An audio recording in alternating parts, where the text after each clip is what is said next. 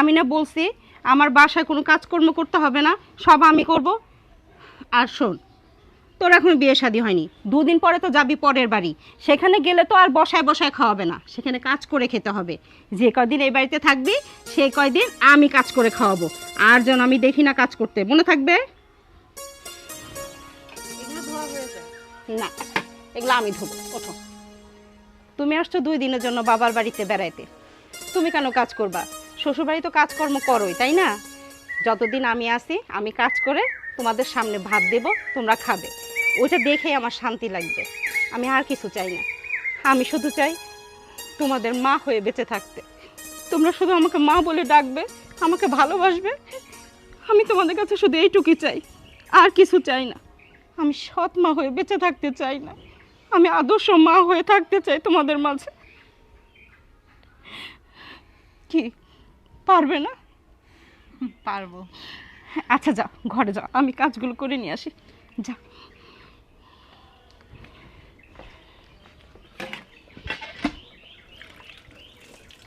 এদিকে আসো, শোনো। আরে দাঁড়াও না।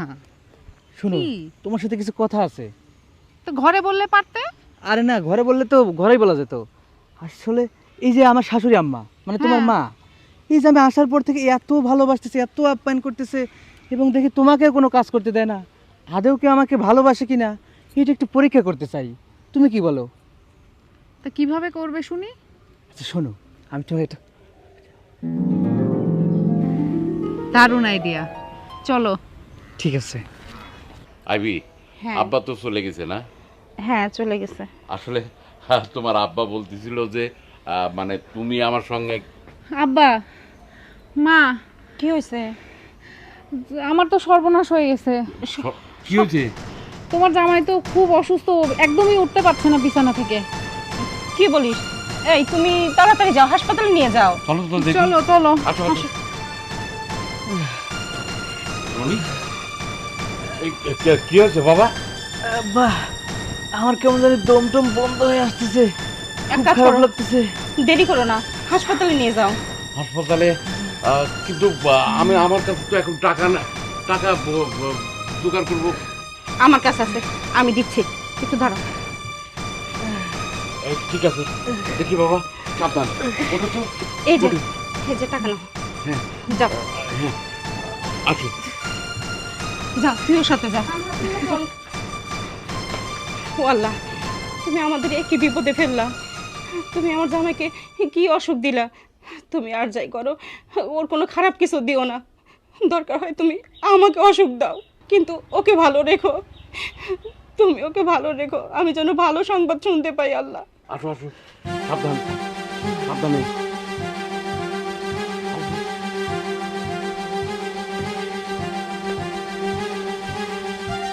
এখন আসে না কেন? কি হলো? আমার তো কিছুই ভালো লাগতেছে না। ও আল্লাহ, তুমি রহম করো।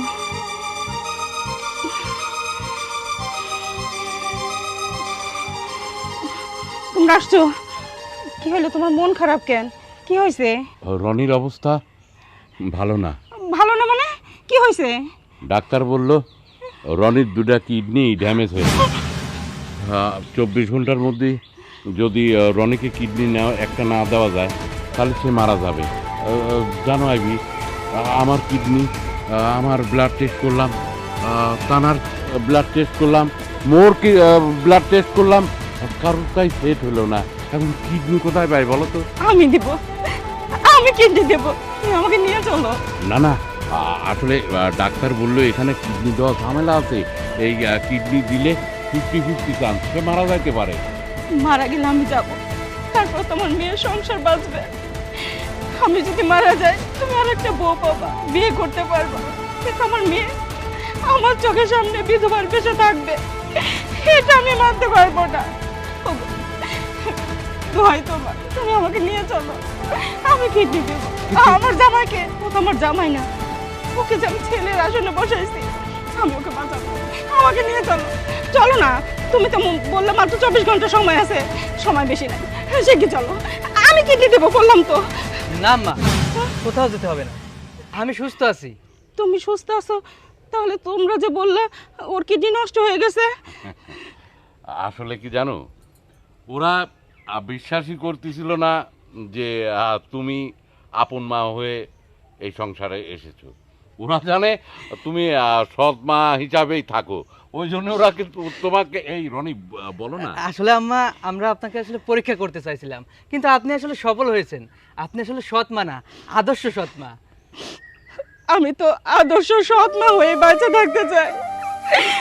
আমার তো দুইটা মেয়ের পাশাপাশি তুমি আমার ছেলের মতো। আমি সবাইকে ভালোবাসতে চাই, তোমাদের ভালোবাসা পাইতে চাই। আম্মা আপনি আমাদের মাফ করে দেন, আমরা আসলে আপনার সাথে অন্যায় করে ফেলছি।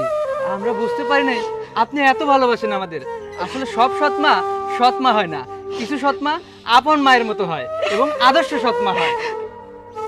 বাবা, মানুষের জীবন নিয়ে এরকম খেলা করতে নাই, বলতে নাই। আমি তো তোমাকে জামাই না, ছেলের মতো ভাবি।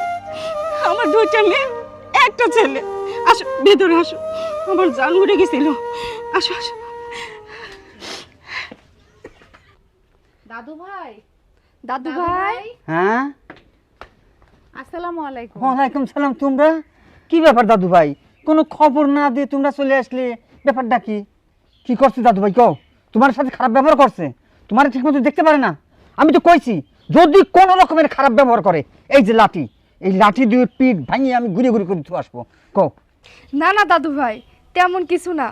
আসলে আমরা আজকে আপনার মেয়ের একটা পরীক্ষা নিলাম, আর সেই পরীক্ষাতে উনি ভালোভাবে সফল হয়েছে। আর আমরা দেখলাম আদর্শ বাবার আদর্শ মেয়ে। যাক, আমি অনেক শান্তি পেলাম। আমি তো মনে করছি যে কি না কি। তবে দাদু ভাই, এইটুকু সবসময় জানিয়ে রাখবা যে নদীর জল ঘোলা ভালো আর জাতের মেয়ে কালো ভালো। আমি আমার মেয়েকে সেরকম আদর্শে মানুষ করে নিই, বুঝছো?